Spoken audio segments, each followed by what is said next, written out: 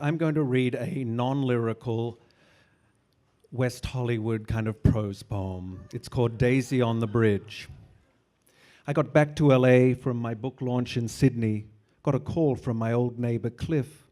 Depressed enough before I went away, now his medications weren't keeping him afloat.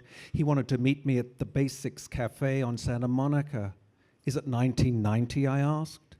He arrived with his old yellow Labrador Daisy, and we sat outside in the wafting carbon monoxide. Daisy, over-friendly, talked to everyone, licking strange men's pants. She looks well, I said. She's got the leukemia, he told me. Don't you, girl? She wagged her tail frantically. Cliff announced he was driving her up to San Francisco for the weekend. She might not get up there again, he said. Gave her some bread and olive oil that she'd ripped with enthusiasm all over my Roberto Cavalli jeans. Cliff said he was having a hard time with her being sick.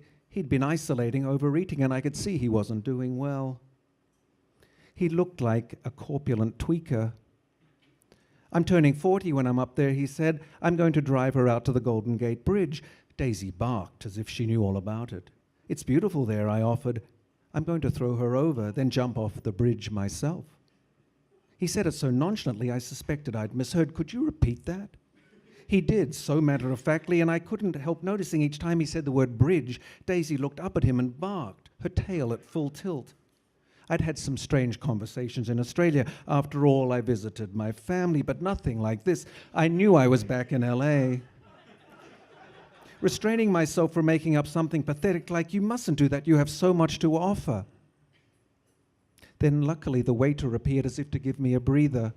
I looked down at the dog at the end of her leash. She smiled and lifted a paw. All I could do was imagine her windswept expression as she plummeted towards the water. I suddenly wasn't feeling hungry. The waiter went away. How do you think she'll feel if she goes first? She won't know you're coming after. I might jump with her, he said.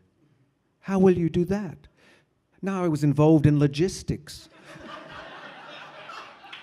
Chatting away like it could be a party we were planning or starting up a business. Or you could jump first and see if she'll follow. I've seen some cruel tests of love, but this seemed like the ultimate. I wanted to say the word bridge and see if she'd bark, but it wasn't fair to taunt her. She was a dying dog. Then Cliff asked me, quite unexpectedly, so what's going on with you? I told him my book was doing nicely in Australia, how my parents seemed pleased, but not with each other. But Cliff didn't hear me, too busy inhaling a slab of meatloaf and gravy, deep in thoughts of what I assumed was murder-suicide. On Monday, I got a call from Cliff on his way back to LA. He'd been to the bridge. He'd decided not to do it. It had been such a beautiful day, and there were too many people, and Daisy wouldn't stop barking. Cliff said he was thinking of moving to San Francisco. I still can't decide if that's a good idea. Thank you.